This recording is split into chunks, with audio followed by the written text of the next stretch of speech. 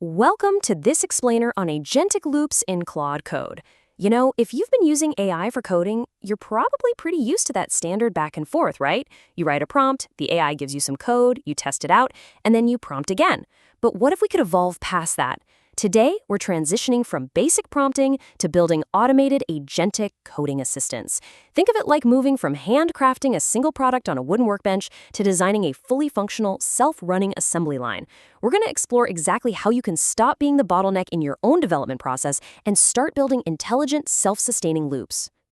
Okay, let's dive into this. We've got a great roadmap today. First up, defining the agent loop. Then, the for loop types. After that, we'll tackle maintaining code quality, managing token usage, and finally, your first loop handoff. Section 1. Defining the agentic loop. Dispelling the confusion. So if you've been on X lately, you've probably seen some pretty heated debates about what designing loops actually means. A lot of folks confuse it with standard prompting, but in Claude code, it's highly specific. A loop is agents repeating cycles of work until a stop condition is met. That's the foundation right there. To actually build one, you need to figure out three crucial things. How is it triggered? How is it stopped? And what specific primitive is running it? Understanding those three variables is absolutely key to unlocking true automation. Moving on to Section 2. The for loop types. The automation scale. I want you to think of these four types as an escalating ladder of autonomy. Right at the base, we have turn-based loops. This is your hand-operated work. It's triggered by your prompt, and it basically stops when Claude judges that it's completed the task or needs more context from you. At this stage, you're directing each turn, and crucially, you're the one doing the final check. Eventually, though, you'll want to hand off that check phase using custom verification skills in your project, which lets Claude verify more of its own work before tapping you on the shoulder. Now, what's really interesting about this next step is the massive shift in power. When we move to goal-based loops, we strip away Claude's subjective judgment entirely. Instead of vaguely saying, hey, make the website fast, you use the goal primitive to say something like, get the homepage lighthouse score to 90 or above. Claude doesn't get to just decide it's done early. An evaluator model checks that exact deterministic metric and sends Claude right back to work if it falls short. But wait, you're probably thinking, what if Claude just absolutely cannot hit that lighthouse score of 90? Is it just going to run forever and drain my entire API account? Well, that is exactly why this number 5 is here. For goal-based loops, when you explicitly hand off the stop condition, you also set explicit turn caps. You literally tell Claude, stop after 5 tries. This ensures the model really iterates and fights to solve the problem, but it puts a hard boundary in place so it doesn't just spin endlessly into the void.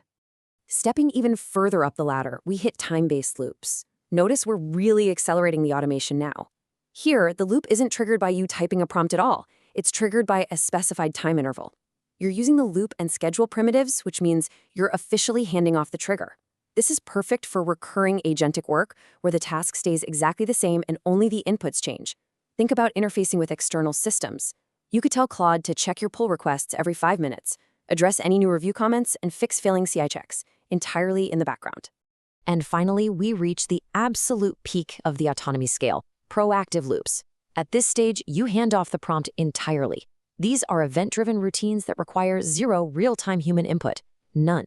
You combine schedules, goals, auto mode, and dynamic workflows to create long-running streams of well-defined work. For instance, you could set up a routine that automatically checks a feedback channel every hour, triages new bug reports, spawns parallel workflows to test 3 different solutions, and then has an adversarial judge review the fixes, all while you are literally away from the keyboard.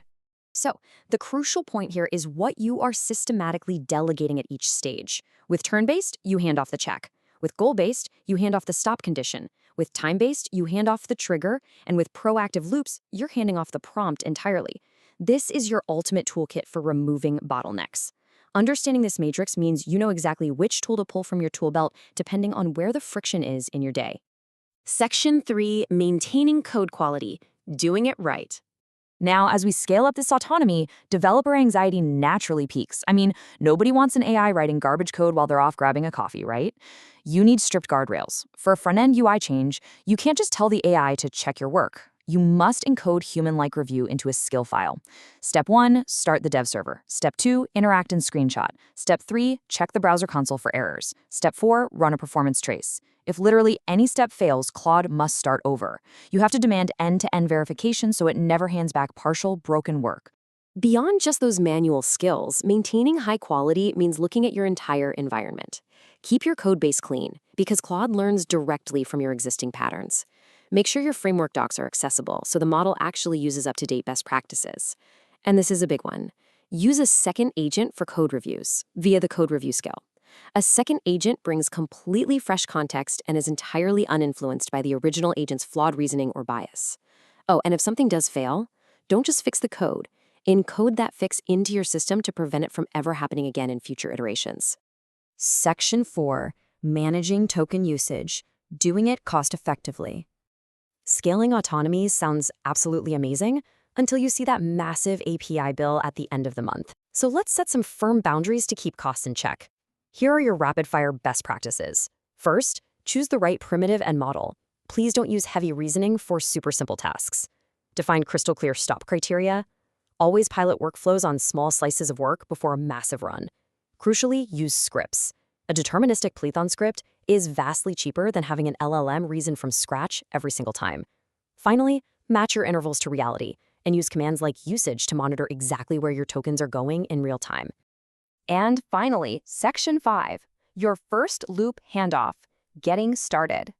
And this brilliantly illustrates our final takeaway. Moving to agentic loops isn't about replacing yourself overnight. It's about systematically identifying those friction points. Look at your own day-to-day coding right now. Which piece can you hand off today? Are you going to hand off the verification check, the stop condition, the trigger? Pick just one task where you are the bottleneck, run your first loop, and iterate from there. The assembly line is yours to build. Thanks for joining this explainer, and happy coding.